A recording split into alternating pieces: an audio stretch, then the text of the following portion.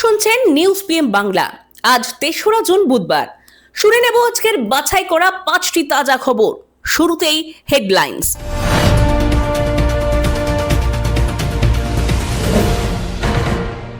বাংলাদেশ সীমান্তে বড় পদক্ষেপ, বিএসএফ কে 32 একর জমি দিল পশ্চিমবঙ্গ সরকার। অন্নপূর্ণা যোজনার সূচনা, লক্ষ লক্ষ মহিলার জন্য মাসিক আর্থিক সহায়তা ঘোষণা। ইন্ডিয়া জোটের বৈঠক চেয়ে সরব মমতা বন্দ্যোপাধ্যায়। ভারত বাংলাদেশ সীমান্ত নিরাপত্তা খতিয়ে দেখতে ত্রিপুরা সফরে অমিত শাহ। বর্ষার অগ্রগতিতে স্বস্তি, দেশের আরো বিস্তীর্ণ অংশে প্রবেশের সম্ভাবনা মৌসুমী বায়ুর। এবার বিস্তারিত।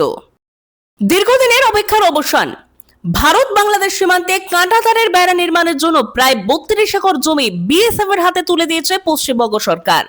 সীমান্ত নিরাপত্তা আরো জোরদার করতে এই সিদ্ধান্ত অত্যন্ত গুরুত্বপূর্ণ বলে মনে করা হচ্ছে। রাজ্যের মহিলাদের আর্থিক সহায়তার লক্ষ্যে চালু হয়েছে অন্নপূর্ণা যোজনা।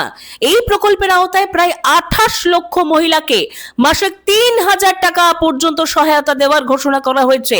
রাজ্যের অন্যতম বড় সামাজিক সুরক্ষা প্রকল্প হিসেবে এটিকে দেখা হচ্ছে এবং আজ থেকেই অ্যাকাউন্টে ঢুকতে শুরু করেছে 3000 টাকা।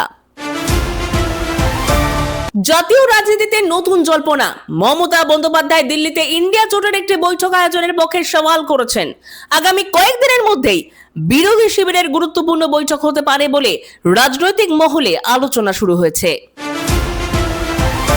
কেন্দ্রীয় স্বরাষ্ট্রমন্ত্রী অমিত শাহ আগামী 4 এবং 5 জুন ত্রিপুরা সফরে যাচ্ছেন। ভারত বাংলাদেশ সীমান্তে বিএসএফ এবং অন্যান্য নিরাপত্তা সংস্থার প্রস্তুতি ও কার্যক্রম পর্যালোচনা করবেন তিনি। আবহাওয়া দপ্তরের পূর্বাভাস অনুযায়ী আগামী কয়েকদিনের মধ্যে দেশের আরো বিস্তীর্ণ অংশে মৌসুমী বায়ু প্রবেশ করতে পারে।